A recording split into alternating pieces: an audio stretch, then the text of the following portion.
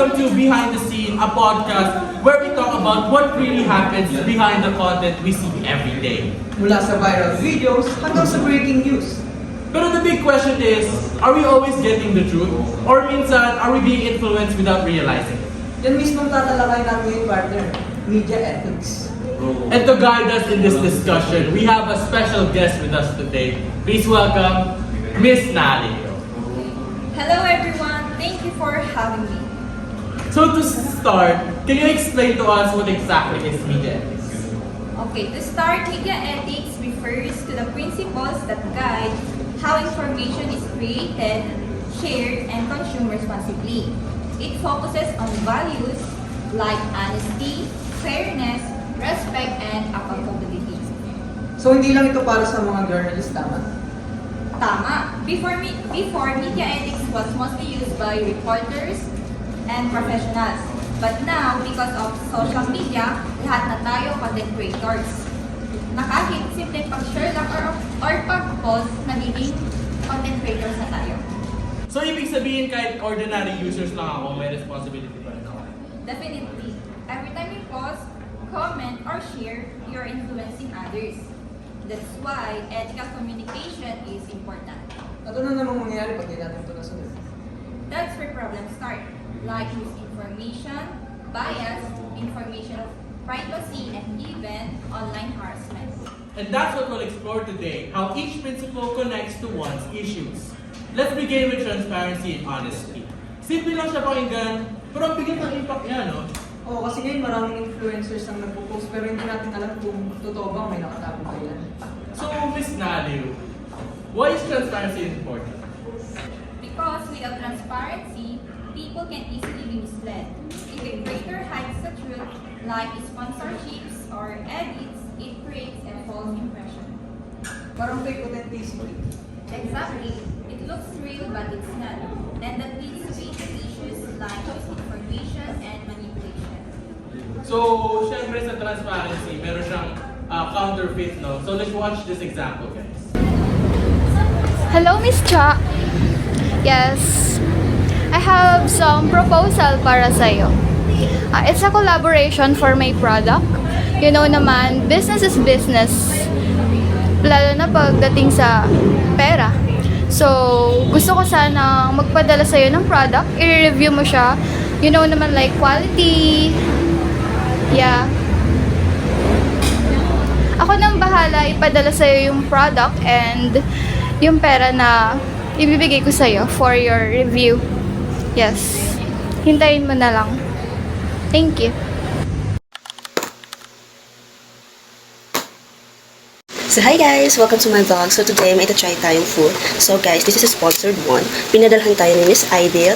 So this is the red velvet guys, the cake. Oh my god, I think this is so sarap. So let's try.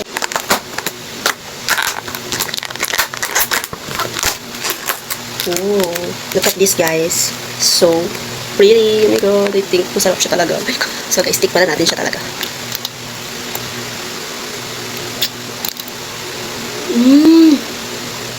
Oh guys, sobrang, oh my god, so specious, sobrang sarap na guys, oh my god, so tamis but sakto lang siya pala, so tamis na sakto, but guys, sobrang sarap talaga, like as in, oh my god, bumili na kayo guys. The cream on top guys is so sarap, so tamis siya guys, pero oh my god, sobrang sarap talaga na guys, sobrang, wala ko masabi, oh my god.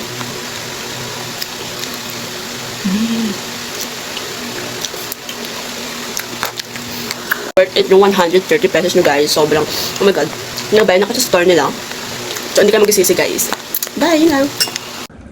Grabe, ang normal lang yung tignan pero ang dami palang mali, no? Especially yung editing part, nung parang small change lang, pero totally nagbago yung meaning ng politician, no? That's the danger. People trust what they see without knowing it's been altered or influenced. So next is fairness and impartiality.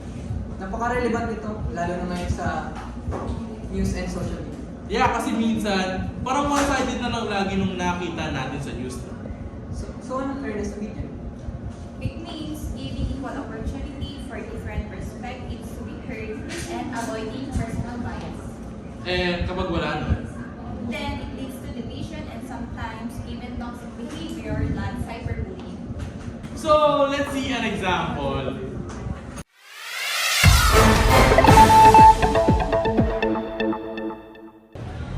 Nakapag-desisyon na ang gobyerno na si candidate A ang napiling nanalo ngayon bilang isang supremo.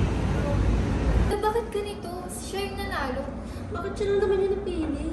Shit, sobrang bias na naman. Dinaya na naman nila. Ang pangit naman nito. Ayoko na. Tingnan mo to, gusto ko siya. Gano'n naman ang eyeliner. Ito mo naman puro pink yung pangit. Ganda yung mukha niya. Tingnan mo, haba naman ng eyeliner mo. Abot hanggang langit.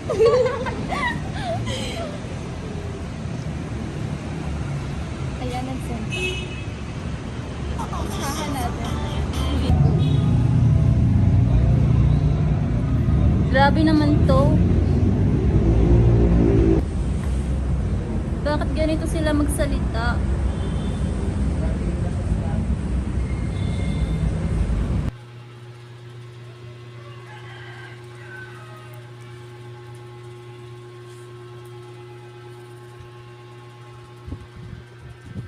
Second view. Yeah, and it's very real. You see every day sa comment section yan. That's why fairness isn't just about news. It's also about how we treat people online. Respecting opinions instead of attacking the person. Let's move on to privacy and respect. I think this one is often ignored, especially kung viral content na involved. Yeah, parang people forgot na may emotions yung mga tao sa video. Exactly. Just because something is content doesn't mean it's okay to share. So where do we draw the line? When it already invades someone's dignity or uses their suffering for views. So let's watch some of these videos patungkol sa privacy and respect.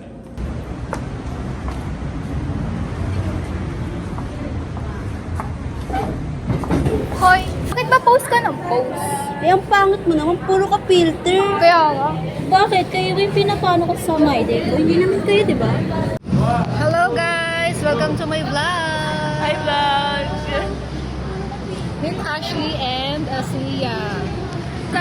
Papakilala ko yung sa isang classmate ko. Wala talaga kayo! Meet Janine! Hi Janine! Uy, teka lang. Parang may chismisan dun sa kabila, oh. Makichismis tayo, guys. Ano bang problema nyo? Ikaw! Ano ang ako? Hoy, te. Excuse me, bakit Ito nagpa-vlog nagbibideo? ka? For the vlog. Videoan mo lang yung sila. Kasi Wala ba nag-go kayong yan. privacy? Talaga ba? Tara na nga.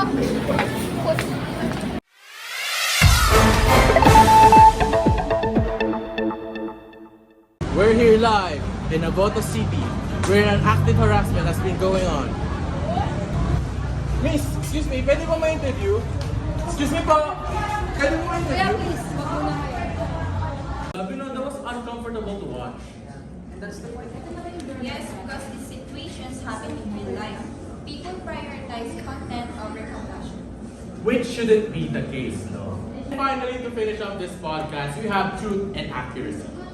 This feels like the foundation of everything. It is. Without truth, media loses its purpose. And yet, ang daming clickbait and fake news ngayon, friend. Let's see how it looks. Ano, ba't ganito? Kala ko bibigyan lang ng pera. Ba't nababawasan? Hala, totoo ba to? Charin, tingnan mo. Sabi dito patay na daw yung president natin. Hala, totoo ba yan? Oo, sabi sa Facebook eh. Hindi yan totoo. Nakita ko pa nga siya nakalive eh. Talaga ba? Kaya kailangan talaga mag-ingat tayo sa mga fake Fake news information. yan, guys. Correct. So, after every clip, now, we learn that media ethics is not just a concept, it's a responsibility of a person. And it applies to everyone, not just professionals. In a world full of content, being ethical means being aware, responsible, and truthful. Because at the end of the day, What we share shapes the world. thank you guys for watching our podcast. Please subscribe. Thank you.